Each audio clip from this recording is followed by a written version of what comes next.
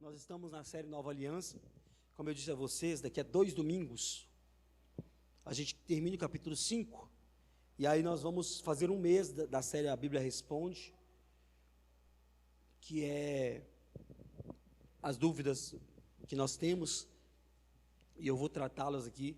Então, se você tem alguma dúvida em relação a alguma coisa, me mande, e se nós observarmos que é necessário tratar isso em público, nós vamos tratar, se não, eu te respondo no pessoal, ok? Se for uma pergunta mais simples, que não tenha tanta abordagem, eu te respondo no pessoal. Se for alguma coisa que deve ser trazida, né? A última vez a gente falou sobre algumas coisas, que eu não vou lembrar nenhuma agora, mas tem no meu sermão aqui, e dessa vez eu quero falar algumas coisas sobre criação de filhos, e outras coisas parecidas com isso, na Bíblia Responde, durante um mês. Depois nós voltamos para a série Nova Aliança, amém? Mateus 5, versículo 33,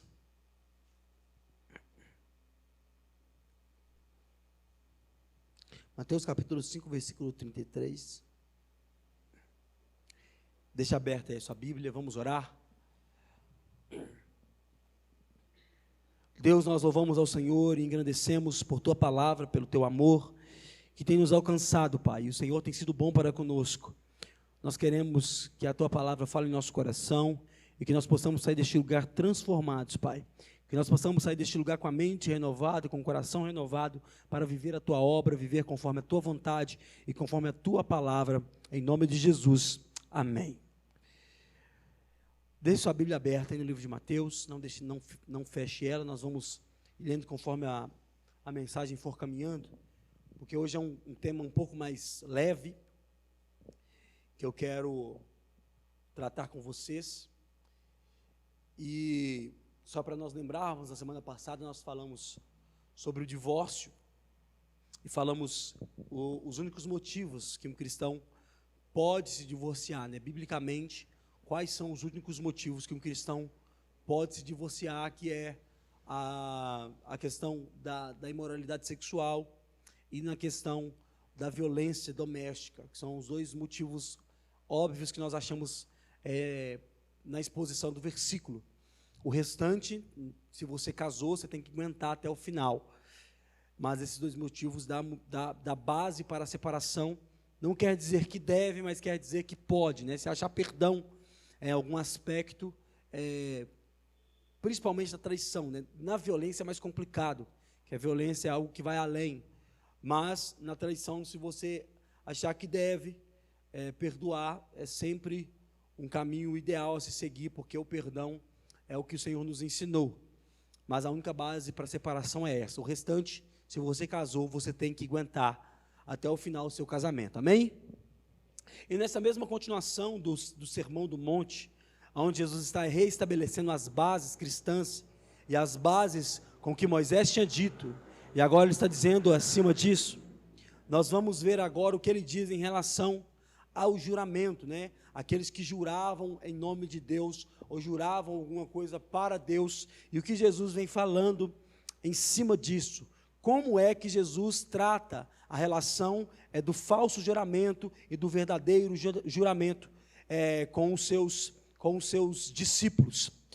Aí Jesus começa, mais uma vez, dizendo o que Moisés permitia. Vamos ler aí capítulo 5, versículo 33, que diz assim: vocês também ouviram o que foi dito aos antigos: não faça juramento falso, mas cumpra rigorosamente para com o Senhor o que você jurou. Jesus começa a dizer: você não pode fazer um juramento falso, mas tudo o que você jurar, você deve cumprir. Tudo o que você falar, você deve cumprir. No livro de Levítico, Moisés, quando escreve o livro de Levítico, ele deixa claro na lei de Deus que você não deve jurar em nome do Senhor em vão. Isso é uma alusão ao mandamento: não tome o nome do Senhor em vão. Então, quando Moisés escreve que eles não deveriam jurar pelo nome do Senhor, ele está dizendo, vocês não devem tomar o nome do Senhor em vão. Então eu vou jurar, e eu vou jurar em nome de Deus. Eu vou falar, mas eu vou falar em nome de Deus, mas eu não tenho a intenção de cumprir aquilo que eu estou dizendo, mas mesmo assim eu vou falar em nome de Deus. Então Moisés, quando diz isso, faz o judeu levar isso tanto a sério, que os judeus nem pronunciavam o nome de Deus real. Então, por exemplo, o que nós chamamos de Deus hoje, quando nós referimos a Deus, nós não estamos falando o nome de Deus, nós estamos usando um título que é Deus, porque os judeus tinham tanto medo de falar o nome de Deus, o judeu tinha tanto medo de pronunciar o nome de Deus, que ele se abstinha de falar isso. O judeu tinha tanto medo de falar o nome de Deus ser consumido, porque o Deus de Êxodo, Levítico, Deuteronômio, e até o livro de Malaquias, que é o Deus do judeu, o Deus que se manifestou aos judeus, era um Deus meio sem compaixão, né?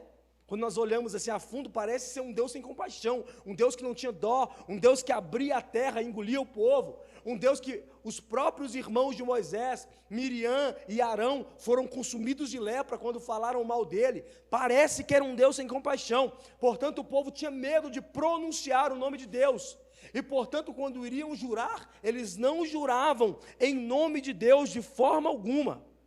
Quando eles iriam falar alguma coisa, eles não prometiam nada em nome de Deus, porque tinham medo de Deus. Mas agora Jesus está dizendo, Moisés disse que vocês não poderiam jurar pelo nome de Deus. Mas qual que é o problema? É que eles não juravam pelo nome de Deus, mas usavam outras coisas que reluziam a Deus para jurar. Eles não juravam propriamente pelo nome de Deus, mas eles se referiam em coisas que se traziam uma alusão ao nome de Deus, para que pudessem jurar e parecer que era o nome de Deus, não sendo o nome de Deus. Então Jesus estabelece um novo nível aos seus discípulos, ensinando que eles não deveriam menosprezar o objeto do juramento. O que Jesus estava dizendo? Tudo bem, vocês não juram em nome de Deus, vocês têm medo de Deus, mas vocês estão usando outras coisas para jurar. Vocês estão usando outros termos para jurar, e essas coisas também que vocês estão usando não podem ser usadas. Por quê? Vocês estão jurando por uma coisa que é inalcançável. Vocês estão jurando por uma coisa que vocês não têm controle. Então, quando Jesus vem dizendo isso, agora ele vai começar a dizer, vocês não podem jurar nem pelo nome de Deus, e nem por essas coisas que nós vamos ler agora no versículo 34. Com a sua Bíblia aberta, leia comigo. Eu, porém, lhes digo, não jurem de modo nenhum, nem pelo céu, por ser o trono de Deus, nem pela terra, por ser o estrato dos seus pés, nem por Jerusalém, por ser a cidade do grande rei. Não jure pela sua cabeça, porque você não pode fazer com que um só cabelo fique branco ou preto. Então olha só, o judeu não jurava pelo nome de Deus, mas ele jurava pelo céu. O judeu não jurava pelo nome de Deus, mas ele jurava pela terra. Ele não jurava pelo nome de Deus, mas ele jurava pelo seu cabelo. Aí Jesus está dizendo, vocês estão errados. Tudo bem, vocês não juram pelo nome de Deus, mas as coisas que vocês estão usando para validar a palavra de vocês também está errada. Porque eles diziam, eu vou fazer isso e eu juro em nome do céu, ou eu juro, ou eu prometo em nome da terra. Já viu aquelas pessoas que dizem assim, ó, eu fiz isso, se eu não fiz isso, pode cair um raio na minha cabeça agora. Eu fiz isso, e se eu não fiz isso, minha mãe pode morrer. Já ouviu esse pessoal? E às vezes o cara está mentindo e ele fala isso, para validar a palavra dele. Eu não fiz isso, se eu fiz, a minha mãe pode morrer lá em casa agora, ou se eu fiz, pode cair um raio aqui agora na minha cabeça. Por quê? Porque eles juram por uma coisa que eles não têm controle, e é exatamente sobre isso que Jesus está dizendo. Jesus está dizendo, vocês não devem jurar pelo nome de Deus, mas também não devem jurar sobre essas coisas que não estão sob o controle de vocês. Vocês não devem jurar pelo céu e pela terra, Por quê? Porque não está no controle. E seria prepotência nossa firmar um juramento sobre isso. Eu juro pelo céu. O céu está sob nosso controle? O céu é o trono de Deus. Deus está no controle de todas as coisas. E como é que eu juro sobre algo que eu não tenho dimensão do que é? Sobre algo que eu não consigo explicar? Como é que eu juro sobre algo desse tipo? Estão aí os cientistas há milhares de anos tentando desvendar as coisas sobre o céu, e todo dia acontece uma coisa nova no céu que eles trazem como uma novidade. E o céu está aí há milhares e milhares de anos. E como é que nós pegamos uma coisa que nós não temos consciência alguma, que nós não temos sabedoria alguma e juramos sobre isso? Como é que nós juramos pela terra, sendo que nós não temos conhecimento algum? As pessoas estão aí pesquisando as coisas da terra, ano após ano, e mesmo assim acontecem coisas novas, mas nós temos a audácia, às vezes, de jurar sobre a terra, que nós não temos controle. É isso que Jesus está dizendo. Vocês não juram por Deus, mas juram pelo céu. Vocês não juram por Deus, mas juram pela terra. Vocês não têm controle sobre isso. Aí Jesus diz outra coisa: vocês estão jurando pelo corpo de vocês, mas vocês não têm capacidade de deixar o fio de cabelo preto ou o fio de cabelo branco. Tudo bem, você pode tingir o cabelo? Pode, mas quando acabar a tintura, o seu cabelo volta a ser o que é. As mulheres, né, que sofrem com o cabelo branco, o cabelo começa a crescer, ela vai no salão, passa a tinta para tampar o cabelo, mas daqui a pouco a tinta começa a sair e o cabelo branco volta a se revelar, a se revelar novamente na cabeça. Por quê? Porque ninguém tem o controle sobre o fio de cabelo branco. Meu pai, por exemplo, teve cabelo branco com 30 anos de idade, 30 e poucos anos. Eu não lembro do meu pai com cabelo preto, a não ser quando ele tingia. Aí por muitos anos ele foi tingindo. Um dia esqueceu, um dia desistiu, falou, não tinge mais cabelo. Aí, sei lá, 50 e poucos anos, cabelo branco. Se pudesse orar e pedir a Deus, ou fazer alguma coisa para que o cabelo ficasse preto em definitivo, faria. Mas o homem não tem controle sobre o seu corpo. Como é que eu juro pelo meu corpo se eu não tenho controle sobre ele? Como é que eu prometo algo sobre o meu corpo se eu não tenho controle sobre aquilo que eu estou jurando? Portanto, Jesus está dizendo, pare de jurar por essas coisas, pare de jurar pelas coisas que você não tem controle. Aí ele vai um pouco mais além, e aí ele vai começar a dizer, então, como devemos fazer esse julgamento? Ou o que devemos fazer em relação a esses juramentos? Olha só o que ele diz no versículo 37.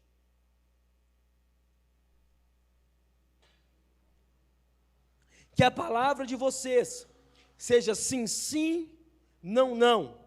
O que passar disso vem do maligno. Jesus diz, tudo isso que vocês estão falando, por tudo isso que vocês estão jurando, Moisés disse para vocês não jurar no nome de Deus, tudo bem, vocês não fazem. Mas agora eu estou dizendo, vocês estão jurando por outra coisa.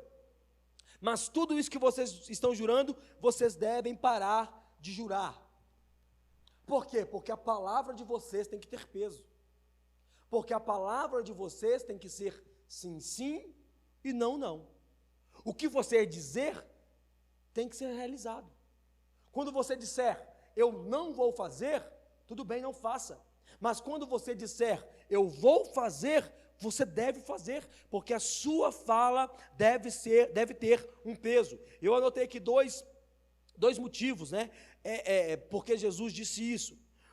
O primeiro motivo, ou o que não devemos fazer em relação a isso é, se eu não vou cumprir, eu não devo jurar. Se você não está disposto a cumprir, você não deve fazer o juramento. Porque existem pessoas que fazem isso. Elas juram, mas não têm intenção de realizar. Elas prometem, dão a sua palavra, mas não têm a intenção no seu coração de realizar. Às vezes ela fala, e no dia seguinte vem a ressaca moral, e para se livrar da culpa do que ela fez, às vezes ela vai lá e faz de qualquer jeito, não faz o que disse que ia fazer, só para se livrar da culpa, mas ela nunca teve vontade de fazer aquilo. E há algumas pessoas que prometem, mas não, é o vereador, né? Promete, antes de ganhar a eleição, depois que ganha, acabou. Estava conversando com o Alisson hoje, e aí ele dizendo que esse Azevedo começou a campanha política, aí um dos candidatos a prefeito, aí começou, né, naquela conversa toda, aí pegando o marmitex e comer na beira de negócio com morador de rua. Aqui, gente, estou comendo marmitex com morador de rua, para você ver que eu sou um prefeito diferente. Quando eu ganhar, eu vou fazer isso. Quando eu for eleito, eu vou fazer aquilo. Quando eu ganhar isso, eu vou fazer aquilo. Quando ganha, esquece tudo aquilo que disse, porque no seu coração já não tinha desejo nenhum de cumprir. Maridos e mulheres, às vezes, no voto de casamento, né, que o ministrante, ou o pastor, ou o padre, ou sei lá quem está fazendo, fala, eu prometo, na saúde, na pobreza, não, na saúde, na pobreza, na saúde, na doença, na riqueza, na pobreza. Aí o homem, às vezes, fala isso, mas o homem já fala isso sem a vontade nenhuma de realizar o desejo, porque fora disso, o desejo do coração já é abandonar. Ou às vezes a mulher ou o homem que está casando por interesse, porque o homem que está casando, ou a mulher que está casando é mais rica. Aí ele já fala no altar, mas por dentro, o desejo do coração dele é quase que sorrir de tanta hipocrisia que ele está manifestando na sua resposta. Você promete cuidar dela na saúde, na doença, na riqueza, na promessa, da pobreza, ele diz, prometo, mas na verdade ele só quer o dinheiro. Na verdade ele só quer aquilo que a pessoa pode se oferecer. Na verdade ele só quer os benefícios que o casamento pode entregar, mas no seu coração ele está prometendo sem vontade alguma de cumprir. Então o que Jesus diz quando ele está dizendo, a sua palavra tem que ser sim, sim, não, não. Ele está dizendo, se você não tem a intenção de fazer, não diga que irá fazer. Se você não tem a intenção de realizar aquilo que você diz que vai realizar, não diga que vai realizar. E isso em todas as áreas da nossa vida. É todas as áreas da vida, porque quando eu digo eu vou fazer, o que você espera de mim? Que eu faça. Quando eu digo eu vou realizar, você espera com que eu realize. Mas, às vezes, nós, como cristãos agora trazendo para os nossos dias, nós prometemos algo que nós não temos nem a capacidade de cumprir, ou nem a vontade de cumprir, mas mesmo assim prometemos. E dizemos, eu vou realizar, eu estou te prometendo que eu vou fazer, confia em mim que eu vou fazer. Mas no nosso coração nós não temos o mínimo desejo de realizar aquilo que nós estamos falando que vamos realizar. Aí quando Jesus diz sim, sim, não, não, ele está dizendo, se você não for fazer, não prometa. Ah, mas fulano vai ficar com raiva de mim. Diga não. Eu tinha esse problema, eu estou tratando o problema no meu interior, de dizer sim para tudo, uma dificuldade de dizer não para todo mundo e para tudo. E às vezes eu me prejudicava só porque eu tinha dito um sim lá atrás. Às vezes eu prejudicava a minha vida, prejudicava o meu relacionamento, prejudicava as minhas finanças, porque eu disse um sim, agora eu disse um sim, eu tinha que cumprir. Porque eu não tinha coragem de dizer não por medo de ferir alguém. Mas depois eu descobri que o não mata, gente. O não fere tanto assim. Talvez um não vai deixar a pessoa chateada por aquilo que você disse, mas no dia seguinte as coisas podem mudar. Ou o seu não vai fazer com que a pessoa busque outra coisa para fazer, outra pessoa para realizar o problema, para resolver o problema, que está melhor que você naquela situação e vai resolver. Portanto, se você não for capaz de fazer, se você não for capaz de realizar, não fale que você vai fazer. Está comigo, irmão? A segunda coisa que nós podemos aprender com esse sim, sim, não, não aí, é que se você jurar, se você prometer de fato, então faça aquilo que você prometeu. Não deve haver o talvez em nossas palavras. Quando se trata do juramento do cristão, nós só devemos falar aquilo que iremos fazer. A sua palavra tem que ter peso. A sua palavra tem que ter peso naquilo que você está dizendo.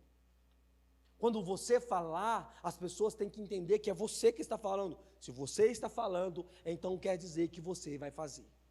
Porque alguém que fala muito e pouco faz, se torna indigno da confiança das pessoas. Alguém que fala que faz muita coisa, mas no final não faz nada, ela se torna indigna. Aí daqui a pouco as pessoas que estão ao redor dizem: não confie no fulano porque ele não tem palavra. Ele promete agora, mas amanhã ele vai dizer que não vai fazer. Então carrego isso comigo. Eu confio muito pouco em quem fala muito. Quem fala muito normalmente é quem menos faz. Quem fala que vai fazer demais é aquilo que... Quando a pessoa chega em um ambiente e aí ela quer dominar um ambiente falando que fez, que aconteceu, que consertou helicóptero no ar e essas coisas do tipo. Quando fala isso, ele está dizendo que faz muito, mas na hora de fazer não faz nada. Portanto, nós devemos que nos resguardar a nossa palavra. Eu gosto de falar isso quando nós temos discipulado de homens aqui. Eu gosto de dizer que a palavra do homem tem que ter esse pesar. Se um homem falar, as pessoas têm que ter confiança naquilo que ele está falando. Se o homem está dizendo, as pessoas têm que olhar e dizer: é o fulano que está falando. O filho tem que olhar e dizer: é o meu pai que está falando. A mulher tem que olhar e dizer: é o meu marido que está falando. Por quê? Porque tem que ter peso a nossa palavra. As pessoas têm que confiar em que nós estamos falando. Presta atenção nisso. Eu, no primeiro momento em que eu abri a minha primeira empresa, eu abri a empresa com um acerto que eu tinha, com um homem que tinha, sei lá, 30 anos de experiência, 60 anos de idade, e sabia fazer muito bem o que ele fazia lá, por causa dos 30 anos de experiência. E às vezes estava tudo embananado, tudo vacalhado, não tinha saída alguma para as coisas que nós queríamos fazer. E aí eu olhava para esse cara, porque ele era um homem de palavra e de experiência naquilo que tinha. E se ele dissesse: vai dar certo, o meu coração se acalmava. Por pior que estivesse o problema, por mais difícil que estivesse o problema, por mais complicado que estivesse o cenário que nós estávamos, se ele dissesse: fica tranquilo, porque vai dar certo, meu coração se acalmava. Por quê? Porque ele sabia o que estava falando e eu sabia que ele era alguém de palavra. Portanto, homens e mulheres que mantêm a sua palavra intacta, elas são dignas da confiança das pessoas. Portanto, pare de jurar em vão. Se você não vai falar aquilo que você está prometendo, não prometa, porque você não vai fazer. Amém, irmãos? Agora vamos caminhar para o final e dizer o porquê nós não devemos jurar em vão. Pode vir, se você quiser. Por que nós não devemos jurar em vão?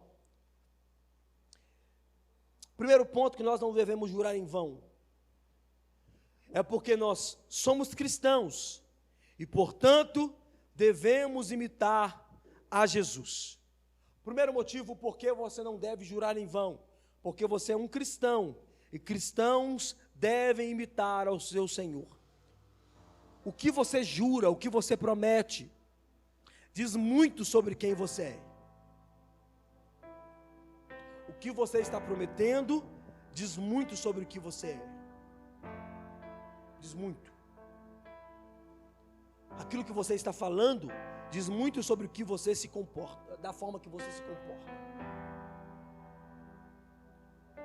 A pessoa diz: eu vou fazer, mas não faz. Diz muito sobre quem você é. E aqui eu não estou dizendo sobre você disse que ia fazer e aconteceu um problema no meio do caminho e você não foi capaz de fazer.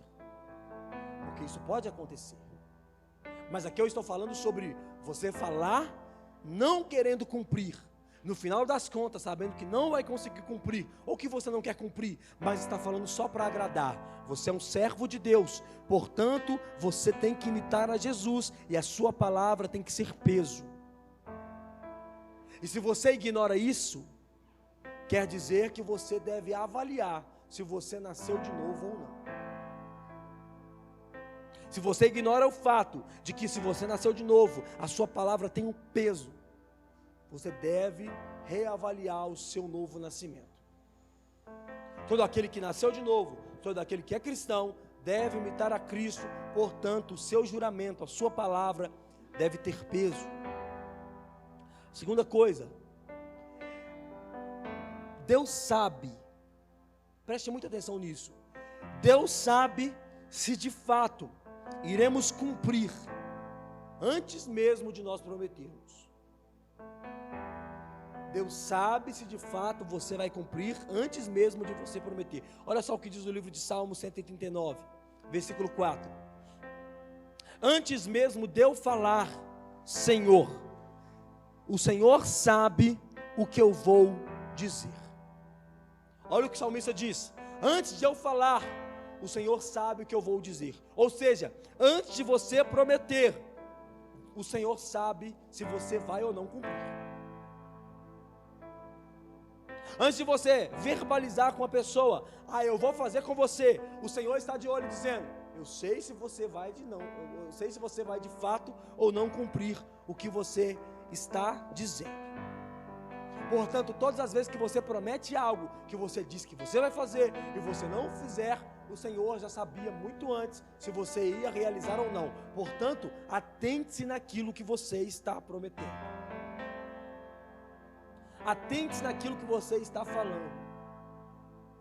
E até mesmo no seu relacionamento geral, assim. Tem um exemplo do Tiago, por exemplo, meu filho mais novo, que ele é do tipo assim, não pede muita coisa na rua, não gosta muito de pedir as coisas, mas quando ele pede, você diz não, o não resolve o problema. Me dá? Não tem como. Às vezes não tem dinheiro, às vezes não dá porque não quer, vamos embora para casa. Mas se eu disser, daqui a pouco eu compro, vira um inferno na minha vida. Porque eu disse que daqui a pouco eu vou comprar. E portanto, ele não vai esquecer daqui a uma semana. Se eu marcar a data e dizer, dia tal vai chegar, no dia tal, que dia que é hoje? Prometi de dar um boneco para ele um tempo atrás, foi o boneco? Não, foi o helicóptero que voava. Dia 21 eu vou chamar o helicóptero, que era o dia que virava o cartão. Todos os dias, que dia é hoje? Mas daqui a pouco depois o presente mudou, quis outra coisa. Mas o fato de eu prometer despertou a curiosidade de perguntar todos os dias se eu ia fazer ou não, e a minha palavra teria que ter o peso de cumprir aquilo que eu prometi. Portanto, olha só, presta atenção nisso. Talvez essa geração de hoje é um pouco mais complexa em relação a isso e um pouco diferente. Mas até o que a mãe e o pai falavam antigamente, do na volta eu compro, é uma forma de corromper aquilo que Cristo diz. Você lembra quando você saía, aí passava por uma coisa e o pai e a mãe: na volta eu compro para você. Na volta está esperando até hoje, 30 anos depois. O não, ele é muito mais prático e ensina muito mais do que uma falsa promessa que você não irá cumprir.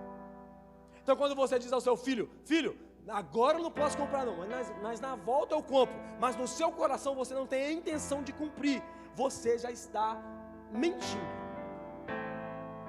Para eu ser um pouco mais aberto. Então quando você promete algo que você não pode cumprir para o seu filho, para o seu marido, para o seu irmão, você está corrompendo o seu caráter cristão. Portanto, se você falar que você vai fazer, faça. Terceira coisa que nós podemos aprender, para finalizarmos: porque quando juramos e não cumprimos, quer dizer que fomos influenciados pelo nosso inimigo. Na parte B do versículo 37 ele diz: o que passar disso vem do maligno. Então quando você diz sim, mas você não cumpre o que você diz, você foi influenciado pelo maligno. E aqui eu já ensinei isso para vocês uma vez, que biblicamente eu não creio, fica difícil de crer que um cristão, alguém que nasceu de novo, pode ficar possesso por demônios.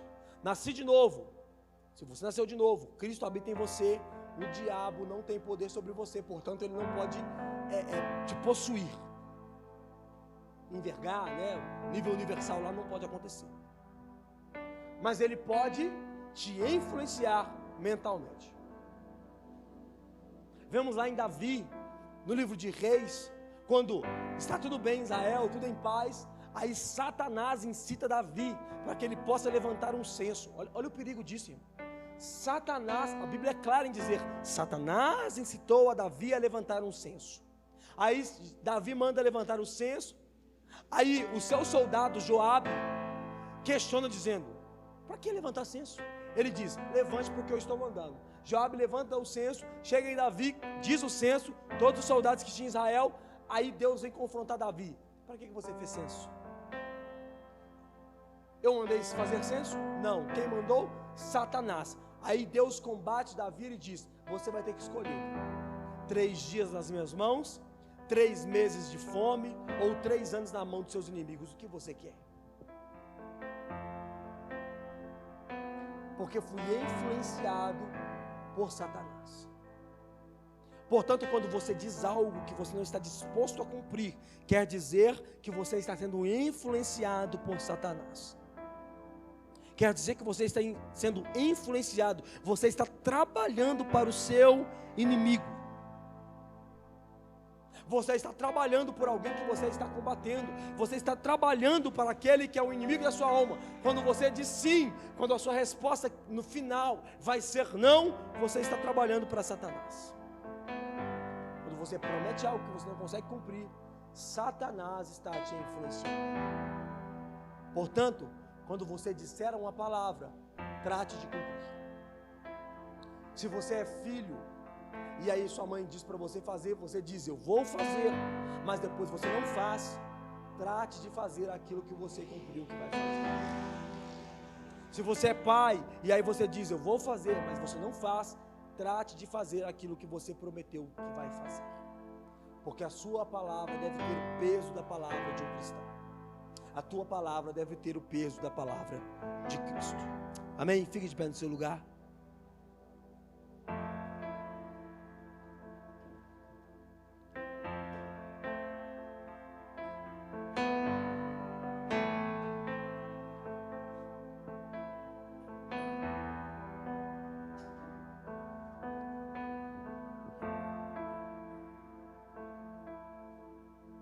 Nós devemos ter o nosso comportamento moldado nesses mínimos detalhes.